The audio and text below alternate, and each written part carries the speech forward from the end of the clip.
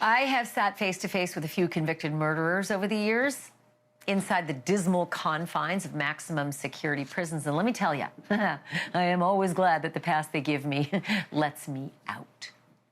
Make no mistake, as depressing as it is to walk around inside those prison walls and spend time with people who are condemned to a life of hell by their own doing, it is without question some of the most fascinating work that a true crime reporter can do, as I am sure my next guest agrees.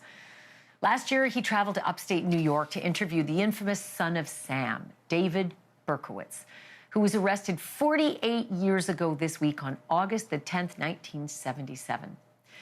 Berkowitz had killed 6 people in a span of 13 months and paralyzed the entire city of New York with fear. He was 23 years old when he killed his first victim, but now he is 72 and still not even halfway through his 150-year sentence. You get 25 years for each victim to serve consecutively. Michael Franzese spoke with the son of Sam for his very popular YouTube series, Sit Down with Michael Franzese. Have a listen. If someone would have told me when I was in the services, look, Dave, when you go back to New York, you're going to have some problems. You're going to end up in prison. You're going to, mess up real bad. I would look at them like, what are you talking about? Well, I got a vision of you getting into trouble later on. I said, well, there's no way. I had good goals.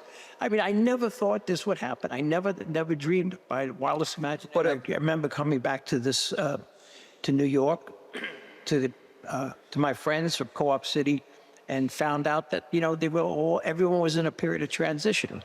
And so I was trying to find my way, and it was kind of lonely. I was looking for my hope in life was to, when I got out of the Army, get a job, take advantage of the GI Bill, get an education, find a girlfriend, get married. Ooh, girlfriend, married. Michael Franzese is the former capo in the Colombo crime family and author of the book From the Godfather to God the Father. And he joins me again live on the program. Michael, it's good to have you back on the show. I can't hear enough of that interview. It is so awesome. How did you land it? Well, a good friend of mine, Mike Caparelli, he's a research psychologist, and he went to visit David. He actually wrote a book, Monster Mirror, I think was featured on Netflix. He spent about 100 hours with him, just talking about his crime, his emotional state, and all of that. And during that conversation, David told him that he knew of me, and that he read my book, Blood Covenant, many years ago, and he had become a person of faith. And he said he would love to sit down with me if he ever had the opportunity to do so. So Mike called me and I said, yeah, let's make it happen. And so that's how we got together.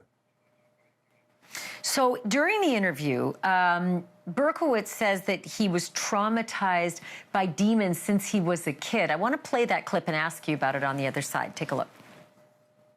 I feel I was really traumatized by demons since I was a child. And I've gotten so much evidence of this over the years.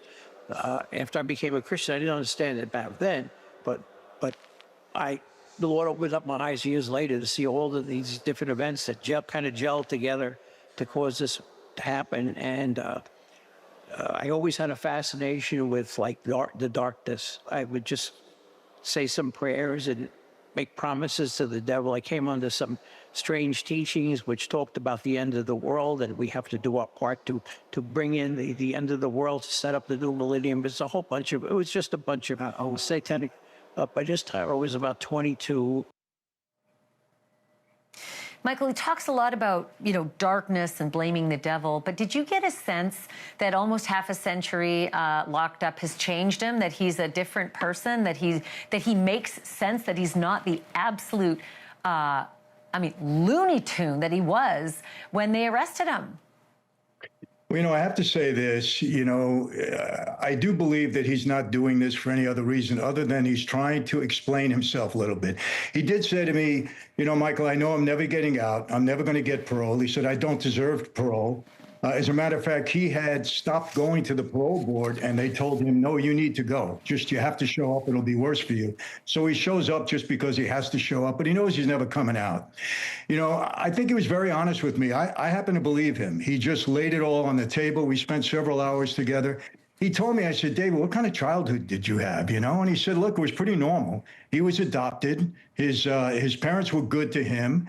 You know, he found out later on, he was told, this is one thing that really troubled me. He was told all the while that his mother and father, his real mother and father, were dead. They didn't exist any longer. And then they told him that for a long time. And then later on, they told him, well, we didn't tell you the truth. Your mom is really alive. And then he tried to reach out and reach his mother, and then he tried to reach his father. And some things really troubled him about that. So the bottom line, and I can't get into all the interview, you have it, but I believe that he was very sincere. You know, he's become a person of faith. He actually does Bible studies in there with inmates every week. He gets hundreds of letters every week from people that he tries to discourage who are thinking about doing some of the things that he did. It was quite scary when he told me that. Yeah, he said he gets Wow, that's something. I know. He said, I get hundreds of letters and I try to discourage these people from doing anything crazy like I did. But yeah, he did tell me he was into devil worship at one time and Satanism. He did meet up with a couple of people that were into that. It did take a hold of him for a while. You know, that's why he was saying, you know, his dog was possessed. And I mean, it was a crazy conversation. I had never spoken to anybody like that before. And I met a lot of, you know, different people on the street. Let's put it that way. But, you know, the bottom line, Yeah, I believe, to say the least. Yeah, I believe he's sincere. So let me ask you real quickly. I want to play this one clip and ask you about it as well. He talks about why he began to amass weapons. Take a look. The term would be mental health issues, but I know it was also spiritual issues. There's something had gotten a hold of my life, something demonic, and I just kind of lost my way. You know, my thinking became very delusional. I thought there were people in the neighborhood after me. You know, I got some weapons, a shotgun, a rifle, a pistol, and you know, I was really living. Although in some ways I was, you know, living my life, inwardly I was just wrestling with this forces of darkness. So, Michael, the final question for you, having been face to face and really believing that he's sincere in the way he speaks, he may one day choose to go to those parole hearings and actually try to get parole. He's got one coming up next year. Would you feel safe on the street if he was out? You know, that's a tough question. Listen, I had a good conversation with him for 2.5 hours. That's the extent of my, you know, my knowledge of him. I believed everything that he told me during that time, how he was possessed, how it was demonic, how it was more in a spiritual battle than an emotional battle. But, you know, he told me, maybe I don't deserve to be out on the street. I'm not looking to get parole. I'm never going to ask for it. That's what he told me. So I don't know. Can that ever recur in somebody? You had these battles spiritually, you know, at one point in time, cause you to do these horrible things. Could it ever occur again? I don't know. You know, that's a tough question. Boy, you and I got to meet again when that parole hearing is scheduled for next year. Will you do that? Will you come back? Absolutely.